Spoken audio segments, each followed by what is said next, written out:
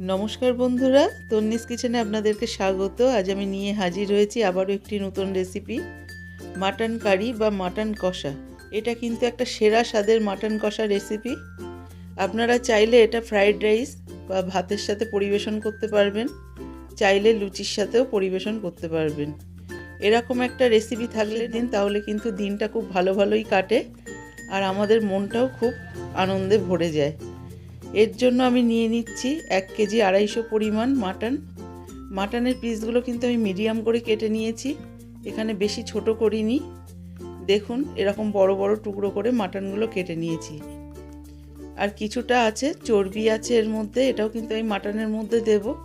এটা দিলে কিন্তু মাটনের টেস্টটা খুব ভালো আসে। তা মাটনটা বানানোর জন্য প্রথমে আমি কড়াই বসিয়ে দিয়েছি। কড়াইতে দিয়ে দিচ্ছি 250 গ্রাম পরিমাণ সরষের তেল। তেলটা ভালো করে গরম করে নিয়ে এর মধ্যে দিয়ে দেবো কিছু গোটা গরম মশলা ফোড়ন। এর মধ্যে আছে সামান্য জিরে আর এলাচটা একটু মুখটা ফাটিয়ে দিয়েছি। এবার দিয়ে দিচ্ছি 8টা মিডিয়াম সাইজের পেঁয়াজ কুচি। পেঁয়াজটা দেওয়ার পরে কিন্তু যখন পেঁয়াজটা ভাজবেন গ্যাসের ফ্লেমটা একদম হাইতে রেখে পেঁয়াজটাকে ভেজে নিতে হবে। পেঁয়াজটা যখন গোল্ডেন ব্রাউন হবে তখনই কিন্তু এর মধ্যে দিয়ে দিতে হবে আদা রসুন বাটা। এখানে আমার মাটনের পরিমাণটা একটু বেশি বলে আমার এখানে একটু তেলটাও বেশি দিয়েছি, পেঁয়াজের পরিমাণটাও একটু বেশি আছে, আর আদা রসুন বাটাটাও দিয়ে দেবো 3 টেবিল চামচ পরিমাণ। দেখুন এখানে পেঁয়াজটা আমাদের গোল্ডেন ব্রাউন হয়ে গেছে। এই পর্যায়ে দিয়ে দিচ্ছি 3 টেবিল চামচ আদা রসুন বাটা। এই আদা রসুনটা দেওয়ার পরে কিন্তু গ্যাসের ফ্লেমটা লো টু মিডিয়ামে রেখে আমাদেরকে কষিয়ে নিতে হবে 3 থেকে 4 মিনিট মতো, যতক্ষণ না কাঁচা গন্ধটা ছেড়ে যাচ্ছে। এরপরে দিয়ে দিচ্ছি 1 চা চামচ করে ধনে গুঁড়ো, জিরে গুঁড়ো। এই ধনে গুঁড়ো আর জিরে গুঁড়োটা দেওয়ার পরে কিন্তু আরও একটু নাড়িয়ে নেব বেশ 3-4 সেকেন্ডের মতো। তারপরে এর মধ্যে অ্যাড করে দেব 1 চা চামচ পরিমাণ কাশ্মীরি শুকনো লঙ্কার গুঁড়ো। এতে কিন্তু মাটনের কালারটা খুবই ভালো আসবে আর বেশি ঝালও হবে না। যারা ঝালটা বেশি খেতে পারেন না তারা কিন্তু এই কাশ্মীরি লঙ্কার গুঁড়োটা ইউজ করবেন, কালারটাও ভালো আসবে, ঝালটাও বেশি হবে না।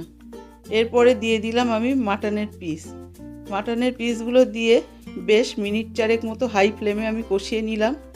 দিয়ে দিচ্ছি 1 চা চামচ করে হলুদ গুঁড়ো আর শুকনো লঙ্কার গুঁড়ো।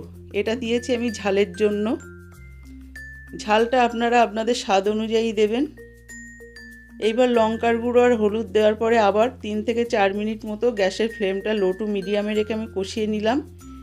এই পর্যায়ে চর্বিটা কিন্তু আমি একটা পাত্রে তুলে নেব, কারণ এরপরে যদি আমি চর্বিটা কষাই তাহলে কিন্তু চর্বিটা পুরোপুরি গলে যাবে।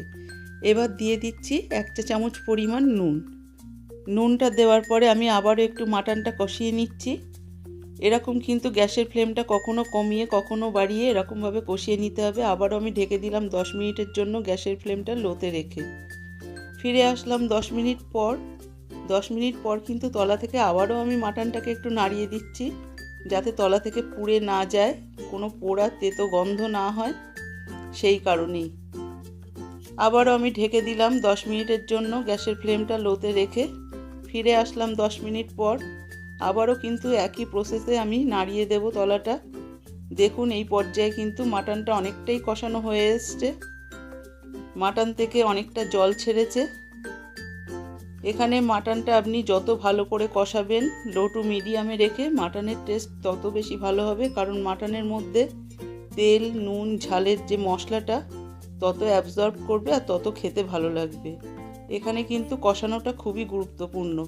মাটন বেশি জোর দিয়ে কষালে ভালো হয় না, সব সময় লো টু মিডিয়ামে রেখে আস্তে আস্তে একটু সময় নিয়ে মাটনটাকে কষাতে হয়, তাহলে কিন্তু মাটনের টেস্ট দ্বিগুণ বেড়ে যায়। আবারও আমি একটু তলা থেকে ভালো করে নাড়িয়ে নিচ্ছি। এই পর্যায়ে দেখুন অনেকটাই মনে হচ্ছে জলটা ড্রাই হয়ে গেছে আর উপরে তেলটাও ভেসে উঠেছে। এই পর্যায়ে কিন্তু আমি এখানে অ্যাড করব একটু কালো গোলমরিচ গুঁড়ো। আপনারা যদি গোলমরিচটা খেতে পছন্দ করেন তাহলেই দেবেন, নইলে দেওয়ার দরকার নেই। আমি কিন্তু অনবরত নাড়ছি যাতে তলা থেকে না লেগে যায় মশলাটা। কালো গোলমরিচটা দেওয়ার পরেও কিন্তু আমি 4-5 সেকেন্ড মতো মাটনটাকে কষিয়ে নেব। কষাতে কষাতে আপনারা কখন বুঝবেন যে কষানোটা পুরোপুরি হয়ে গেছে, যখন দেখবেন মশলাটা তলা থেকে একদম কড়াইয়ের গা ছেড়ে দিয়েছে এবং জলটাও ড্রাই হয়ে গেছে আর উপর থেকে তেলটা এরকম ভেসে উঠেছে। সেই পর্যায়ে দিয়ে দিচ্ছি এখানে 1 লিটার পরিমাণ জল। জলটা আমি এখানে হালকা গরম করে নিয়েছিলাম। রান্না করার সময় সব সময় যে কোনো তরকারিতে আপনারা গরম জলটা দেওয়ার চেষ্টা করবেন, এতে কিন্তু তরকারির স্বাদ অনেকটাই বেড়ে যায়। এইবার জলটা দেওয়ার পরে আমি আবারও একটু নাড়িয়ে নিচ্ছি। আমি এখানে যেহেতু মাটনটা কষা বা কারি বানাবো সেই কারণে জলটা বেশি দিইনি। এইবার আমি মাটনগুলো একটা প্রেসার কুকারে তুলে নিচ্ছি। এখানে কিন্তু গ্রেভি সহ মাটনটা তুলে নিতে হবে। এইবার গ্যাসের ফ্লেমটা অন করে দিয়ে আমি এখানে গুনে গুনে 10টা সিটি মেরে নেব হাই ফ্লেমে। এখানে কিন্তু 10টার বেশি সিটি মারার দরকার নেই। 10টা সিটি মেরেই এখানে অফ করে দেবেন এবং সঙ্গে সঙ্গে খুলে দেবেন। দেখুন আমি এখানে খুলে দিচ্ছি এবং খোলার পরে আমি একটু মাটনটাকে আপনাদের নাড়িয়ে দেখাচ্ছি। দেখুন মাটনটা এরকম হয়েছে। এই পর্যায়ে আমি যে চর্বিটা কষিয়ে রেখে দিয়েছিলাম এখানে আমি অ্যাড করব। চর্বিগুলো আমি আগে থেকে দিইনি এই কারণে, তাহলে চর্বিটা কিন্তু ওভারকুক হয়ে যেত, অতিরিক্ত বেশি তেল বেরিয়ে আসতো আর চর্বিটা গলেও যেত। সেই কারণে আমি 10টা সিটি মারার পরে চর্বিটা অ্যাড করলাম, করে একটু নাড়িয়ে দিয়ে আবারও আমি প্রেসার কুকারের ঢাকনা লাগিয়ে দিচ্ছি। এবার আমি গুনে গুনে 2টো সিটি মেরে নিলাম এবং সঙ্গে সঙ্গে প্রেসার কুকারের ঢাকনা খুলে দিলাম। এর বেশি সিটি মারার দরকার নেই, সেক্ষেত্রে কিন্তু চর্বিগুলো গলে যেতে পারে বা মাটনটাও গলে যেতে পারে। এখানে দেখুন আমি তুলে দেখাচ্ছি মাটন আর চর্বি একদম পারফেক্ট সেদ্ধ হয়েছে আর ঝোলটাও কিন্তু ড্রাই হয়ে গেছে। এই পর্যায়ে আমি মাটনটা ঢেলে নিচ্ছি একটা কড়াইতে ঢেলে নেওয়ার পরে আমি দিয়ে দিলাম 1/2 চা চামচ পরিমাণ শাহি গরম মশলার গুঁড়ো। আপনারা চাইলে নর্মাল গরম মশলার গুঁড়োও ইউজ করতে পারেন। গরম মশলার গুঁড়োটা দেওয়ার পরে হাই ফ্লেমে দিয়ে যখনই ফুটে উঠবে তখনই গ্যাসের ফ্লেমটা একদম লোতে করে দিতে হবে, দিয়ে 2 মিনিট মতো ফুটতে দিলেই কিন্তু তৈরি হয়ে গেল আমাদের মাটন কষা। দেখুন কতটা সুন্দর দেখতে হয়েছে। আপনারা পয়লা বৈশাখের দিন এরকম একটা রেসিপি যদি বানান তাহলে কিন্তু আপনারা ভাতের পাতেও খেতে পারবেন, আবার ফ্রাইড রাইসের সাথেও খেতে পারবেন।